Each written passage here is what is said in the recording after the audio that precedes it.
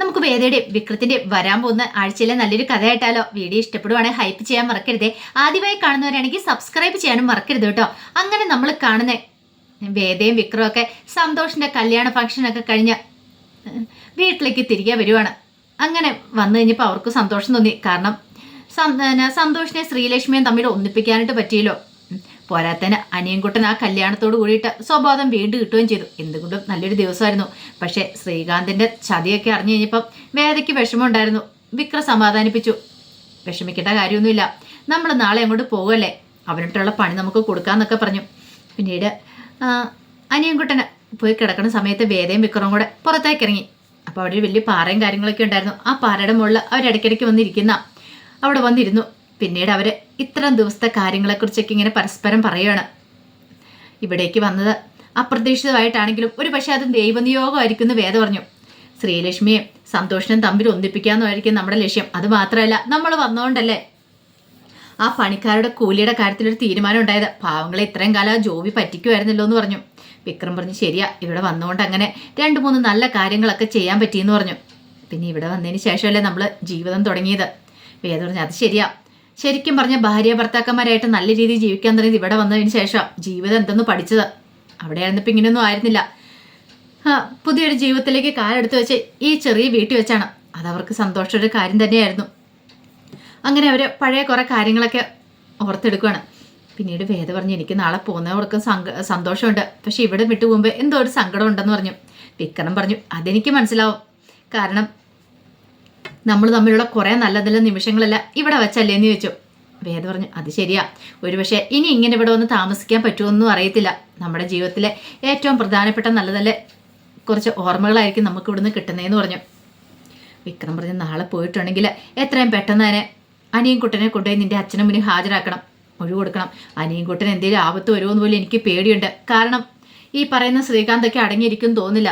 വേദ പറഞ്ഞ്, ചതിയന അയാൾ, എൻ്റെ സ്വത്തുക്കളുടെ മേലെ അയാളുടെ കണ്ണ്. സ്വന്തം ചോരയാന്ന് പറഞ്ഞിട്ട് കാര്യമൊന്നുമില്ല, അതൊക്കെ തട്ടിയെടുക്കാൻ ശ്രമിച്ചുകൊണ്ടിരിക്കണത്. പക്ഷേ അച്ഛൻ പറഞ്ഞ പോലെ നിയമത്തിൻ്റെ വഴിയെ തന്നെ പോകുന്ന വിക്രം നല്ലത്. അല്ലാതെ നമ്മൾ എടുത്തിയാടി ഒരു തീരുമാനം എടുക്കണ്ട. നിയമത്തിന് മുന്നിൽ കൊണ്ടുവരിക തന്നെ ചെയ്യണം. എൻ്റെ സഹോദരനെ മാത്രമല്ല, പിന്നെ ആ ചന്ദ്രശേഖരൻ എന്ന് പറഞ്ഞ എൻ്റെ അങ്കിളിനെ, എന്നെ ദർശനെ കൊണ്ട് കല്യാണം കഴിപ്പിക്കാനായിട്ട് അയാൾ കച്ച കെട്ടി ഇറങ്ങിയതിൻ്റെ പിന്നിൽ ഉദ്ദേശം ഇതായിരുന്നു, സ്വത്തുക്കളൊന്നും പുറത്തു പോകാൻ പാടില്ല. വിക്രം ഞാനും നമ്മളെ കല്യാണം കഴിഞ്ഞപ്പം അതായിരുന്നു അവരെ ഏറ്റവും കൂടുതൽ അലട്ടിയിരുന്ന പ്രശ്നം. അല്ലെ വിക്രത്തിന് തോന്നുന്നുണ്ടോ എന്നെ വീണ്ടും അങ്ങോട്ടേക്ക് വിളിച്ചു കയറ്റുമെന്ന്? ഒരിക്കലും ഇല്ലാന്ന് പറഞ്ഞു. വിക്രം പറഞ്ഞു, അതൊക്കെ എനിക്കും മനസ്സിലാവുന്നുണ്ട് വേദേ, നീ വിഷമിക്കൊന്നും വേണ്ട, നാളത്തോടുകൂടി കാര്യത്തിനൊരു തീരുമാനം ആവുമല്ലോ എന്നൊക്കെ അവർ പറയണം. ആ സമയത്ത് ജോബി ശ്രീകാന്തിനെ ചന്ദ്രശേഖരനെയൊക്കെ കൂട്ടിക്കൊണ്ട് അവിടേക്ക് വരുന്നുണ്ട്. വേദിയൊക്കെ താമസിക്കുന്ന വീടിൻ്റെ അങ്ങോട്ടേക്ക് കുറച്ച് ഗുണ്ടകളും ഉണ്ടായിരുന്നു. അങ്ങനെ വന്നു കഴിഞ്ഞപ്പോൾ അവിടെ വീണ്ടും അവിടെ വെട്ടമൊക്കെ കണ്ടു കഴിഞ്ഞപ്പോൾ ജോബി പറഞ്ഞു, അവർ ഉറങ്ങിയിട്ടുണ്ടോ ഇല്ലെന്ന് അറിയത്തില്ല, നോക്കട്ടെ എന്നൊക്കെ പറഞ്ഞ് പതുക്കെയാണ് നിൽക്കുകയാണ്. അപ്പോൾ അകത്തുനിന്ന് ഒച്ചപ്പാടും വെള്ളമൊന്നും കേൾക്കുന്നില്ല. പിന്നെ പതുക്കെ കഥയിൽ ഇങ്ങനെ തട്ടി നോക്കിയുമ്പോഴത്തേനും കഥ അങ്ങ് തുറന്നു വന്നേ, കഥ ഒന്നും കുറ്റിയിട്ടിട്ടില്ലേ. അപ്പോഴേക്കും ചന്ദ്രശേഖരനും ശ്രീകാന്തും കൂടെ അങ്ങോട്ട് കയറി വന്നു. അവരകത്തേക്ക് അങ്ങോട്ട് കയറി. അകത്ത് കയറി കഴിഞ്ഞപ്പോൾ അനിയൻകുട്ടൻ അവിടെ കിടന്ന് ഉറങ്ങുന്ന കണ്ടു. ഗുണ്ടുകളെ കണ്ണ് കാണിക്കുകയാണ്. അപ്പോഴേക്കും അനിയൻകുട്ടനെ അവന്മാർ പോയി എടുക്കുകയാണ്. അനിയൻകുട്ടൻ വെപ്രാളപ്പെട്ടു, നിങ്ങൾ ആരാ എന്താന്നൊക്കെ ചോദിക്കുന്നുണ്ട്. പക്ഷെ അനിയൻകുട്ടനെ അവർ തൂക്കിയെടുക്കുകയാണ്. അങ്ങനെ കൊണ്ടാനായിട്ട് തുടങ്ങി കഴിയുമ്പോഴത്തേനും വേണം അനിയൻകുട്ടൻ അവിടെ നിന്ന് ഒച്ച ബഹളം ഉണ്ടാക്കുന്നത്. ഈ സമയത്ത് വേദയും വിക്രവും പാറയിലിരിക്കുന്നുണ്ടായിരുന്നു. അവർ കേട്ടു. വിക്രം പറഞ്ഞു, അനിയൻകുട്ടൻ്റെ കരച്ചിലല്ലേ കേൾക്കണമെന്ന് പറഞ്ഞു. അതെ, അവർ അങ്ങോട്ടേക്ക് ഓടി ചെല്ലുവാണ്. അങ്ങനെ ചെന്ന് കഴിയുമ്പോഴത്തേനും കാണുന്ന കാഴ്ച അനിയൻകുട്ടനെ എടുത്തോണ്ട് അവർ പോകുന്ന കാഴ്ചയാണ് കണ്ടത്. പിന്നെ പറയണോ, വിക്രം അവന്മാരെ പിടികൂടുന്നുണ്ട്. അവന്മാരെ പിടികൂട്ടി അവിടെ ഇട്ട് ഇടിക്കുവാണ്. ഒടുവിൽ അനിയൻകുട്ടനെ എടുത്തോണ്ട് വിക്രവും വേദം കൂടെ അവിടുന്ന് രക്ഷപ്പെട്ട് ഓടുവാണ്. നേരെ ഗീവർസിൻ്റെ അടുത്തേക്കാണ് ചെല്ലുന്നത്. അവിടെ ചെന്നിട്ട് കാര്യങ്ങളൊക്കെ പറയണം. അവിടെ അഭയം തേടി. ഗീവറീസ് പറഞ്ഞ്, പേടിക്കൊന്നും വേണ്ട, നിങ്ങളിവിടെ നിന്നു, ഇന്ന് ഒറ്റ രാത്രി കഴിഞ്ഞാൽ നാളത്തെ കാര്യമല്ലേ ഉള്ളൂ, നാളെ രാവിലെ തന്നെ നിങ്ങൾ ഇവിടുന്ന് വിൽക്കണം, വേണം നിങ്ങളെ ഞാൻ കൊണ്ടേയാക്കാന്നൊക്കെ പറഞ്ഞു.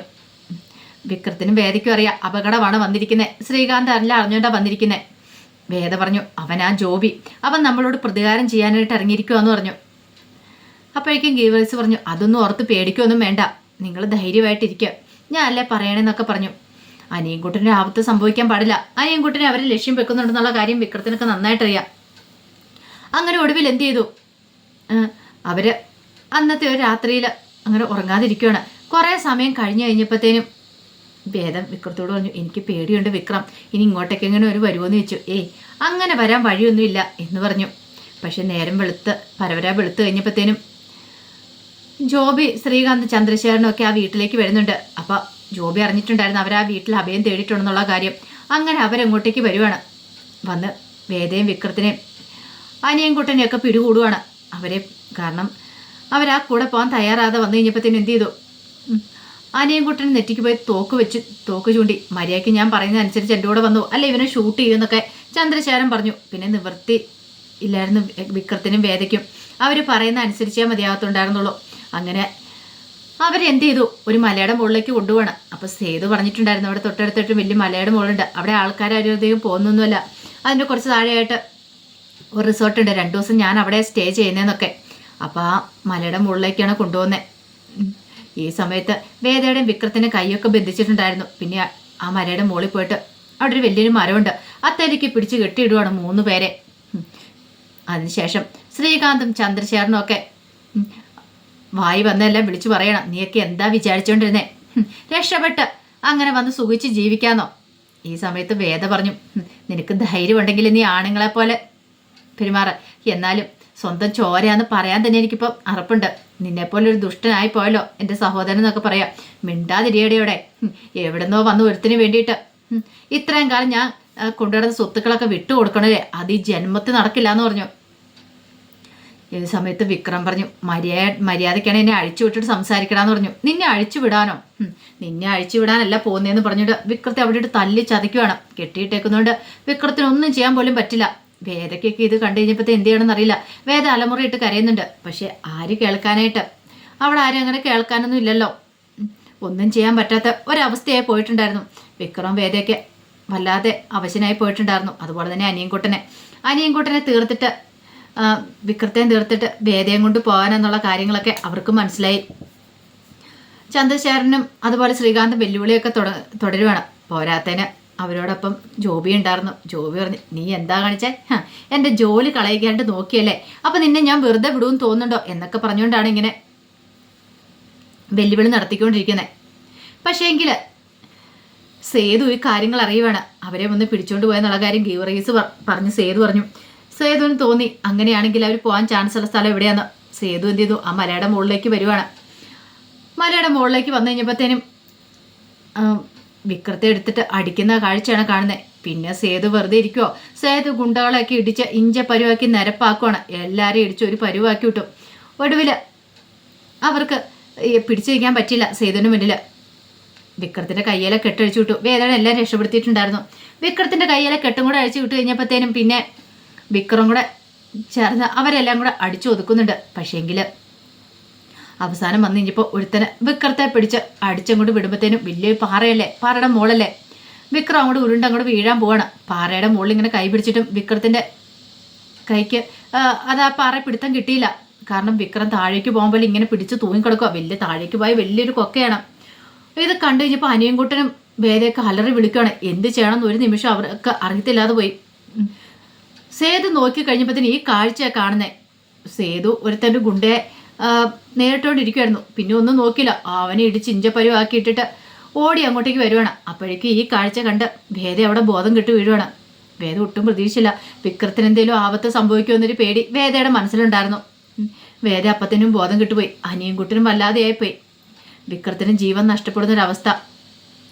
സേതു ഒട്ടും പഠിച്ചില്ല, ഓടി അങ്ങോട്ട് വന്നു. ഒന്നും വിക്രത്തോട് കയ്യിലേക്ക് പിടിക്കാനായിട്ട് ഇങ്ങനെ പറയണം. പക്ഷെ പിടുത്തം കിട്ടുന്നുണ്ടായിരുന്നില്ല. ഒരു വിധത്തിൽ സേതു എന്ത് ചെയ്തു, അവനെ അങ്ങനെ വലിച്ചു കയറ്റുന്നുണ്ട്. വിക്രത്തെ അവിടെ നിന്ന് രക്ഷപ്പെടുത്തുന്നൊക്കെയുണ്ട്. പിന്നീട് വേദയും വിക്രത്തെയും രക്ഷിച്ചുകൊണ്ട് പോരുന്നുണ്ട്. വേദയ്ക്ക് ബോധക്കേടും കാര്യങ്ങളൊക്കെ ഉണ്ടായിട്ടുണ്ട്. ഇനി ചിലപ്പം വേദ ഗർഭിണിയാണെന്നും പറയാൻ പറ്റില്ല. ഒരു പക്ഷേങ്കിൽ അവർ ജീവിതം തുടങ്ങിയത് ഇപ്പോഴല്ലേ.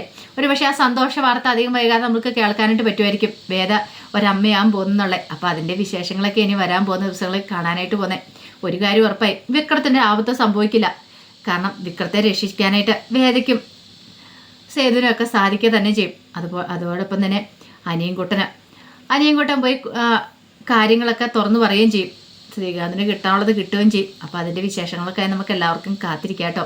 ഒരിക്കൽ കൂടി എല്ലാവർക്കും ശുഭരാത്രി നേർന്നുകൊണ്ട് നിർത്തുന്നു. നന്ദി.